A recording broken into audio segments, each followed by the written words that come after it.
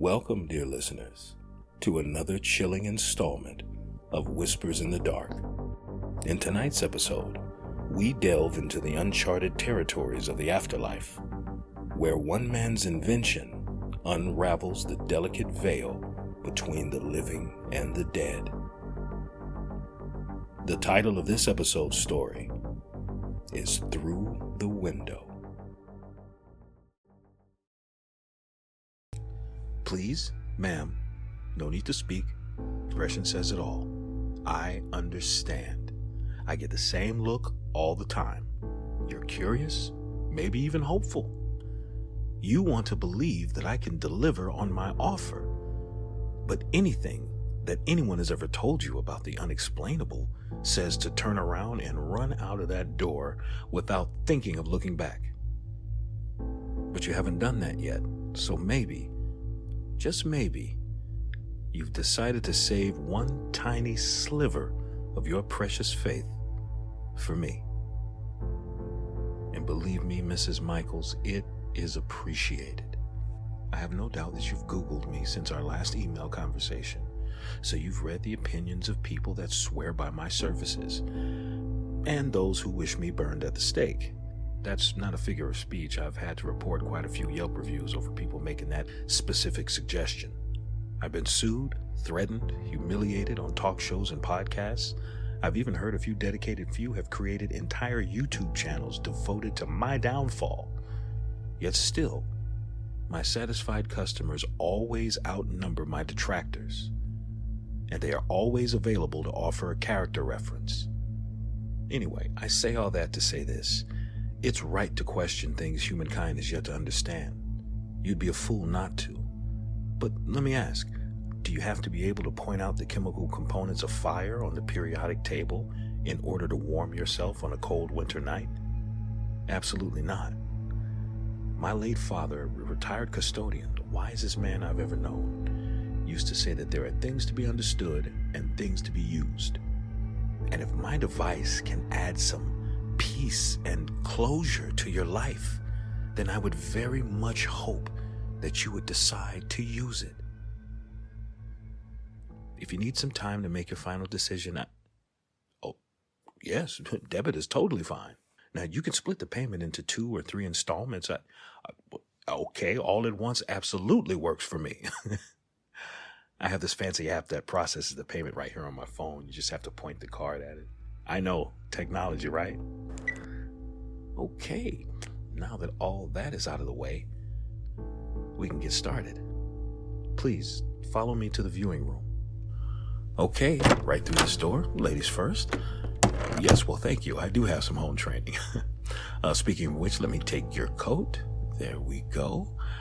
Now, if you could do me a favor and focus your attention to the other room on the other side of the large glass window in front of us.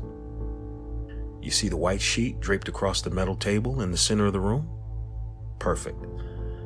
Now, did you bring the item? And you're sure it was Mr. Michael's most prized possession?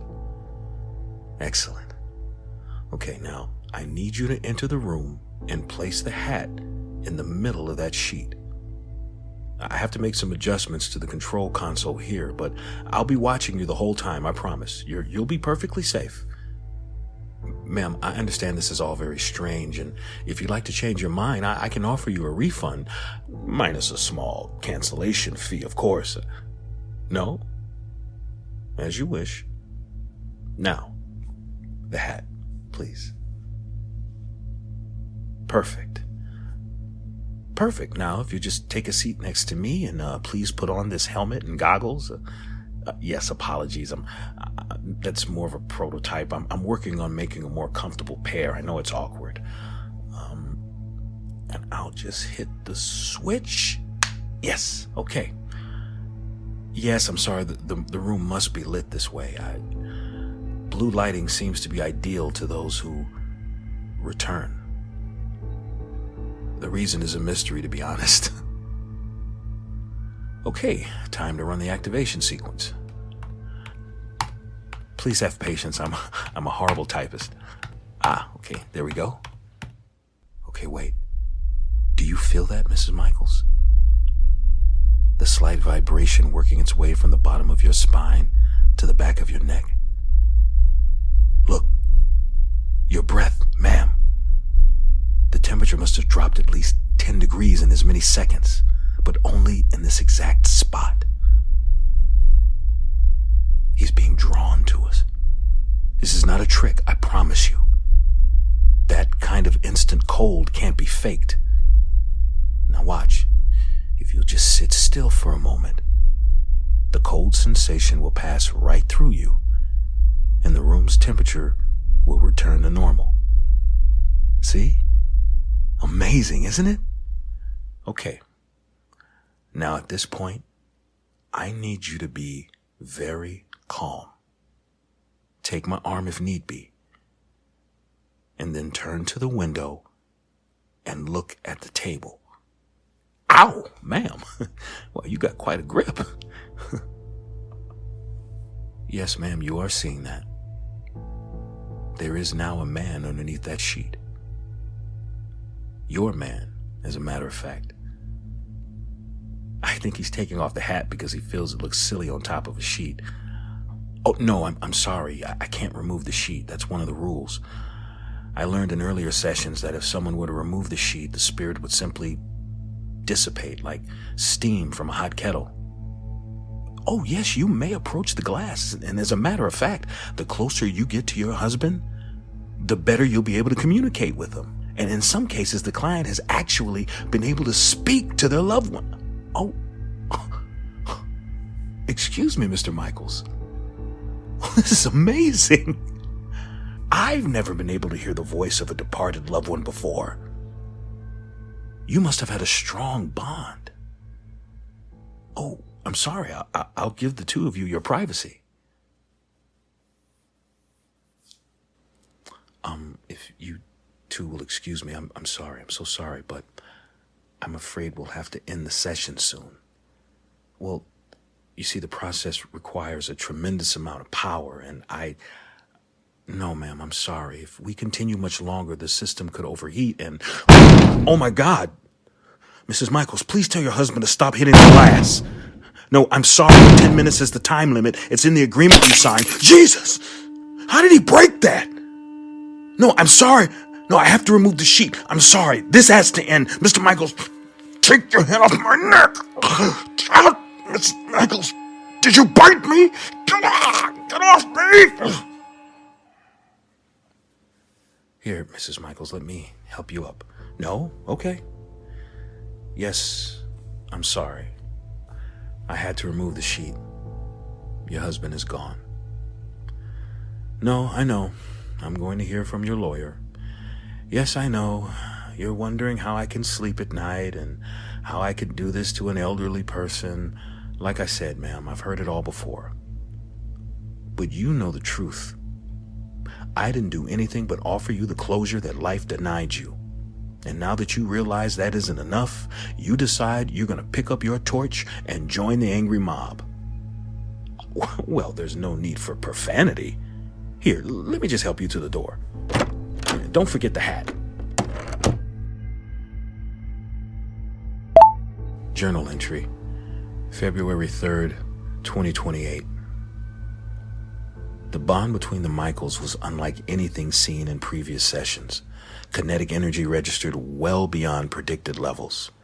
If future sessions continue to yield similar results, full resurrection could be achieved well ahead of schedule.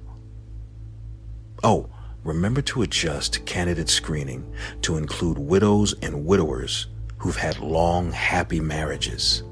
That could very well be the denominator. End of entry. Personal log, April 12th, 2029. It seems like the spike in energy generated from the Michael session was a fluke. I've since had 4 more sessions and none has come close to generating the same results. And since receiving word from my lawyer that Mrs. Michaels is going ahead with her suit, it's safe to say I won't be able to talk her into a return session anytime soon. Sometimes I wonder what the hell I'm doing. Hey, Doc, You know all that unethical, probably sacrilegious work you've been doing for the past 2 years? Yeah, why not leave a permanent record of all of it? I don't know. Might be a guilty conscience, scientific arrogance, plain old grief, or probably some twisted combination of all three. Maybe I record these and it's like I'm talking to him. My boy. When the pain of losing him floods my mind and my chest muscles grow tight, I calm myself by remembering that I have a plan. I can bring him back. Sure, draining energy from clients might take a few years from their lives, but now they can live with closure instead of wallowing away full of guilt and regrets. I give them another final moment with their loved one, and they give me a bit of their life force from mine, from my son. He didn't have a chance to graduate from high school, go to college, to find someone to grow old with. Rare disease, they said. A young boy's life snatched away because some disease pops up from nowhere, and in an instant it all ends. No, not ends. Postponed. I look at him, across from me now, in the real session room, beneath the main room upstairs. He's sitting on a bigger table, but still covered in a white sheet. Only this table and the surrounding area are encased in a large transparent cube with so many wires and tubes connected to it that sometimes I wonder how I got the damn thing working at all. I guess one can do anything if properly motivated, especially when grief is the engine driving you. Devon just turned his head my way from under his sheet. He even tilted it to the side a bit. He's never done that before. Maybe I only need a few more sessions before he will be whole and can take that damn sheet off, and I can look at my boy's beautiful dark eyes. He turned his head back forward. Good job, son. Huh. That sounds like the doorbell. End of log. Hello, Mr. Thomas. It's a pleasure to meet you. Please come with me. Now, how long were you and your wife married? 42 years. Amazing. Well, this must be a difficult time. Well, you've come to the right place. Please, have a seat.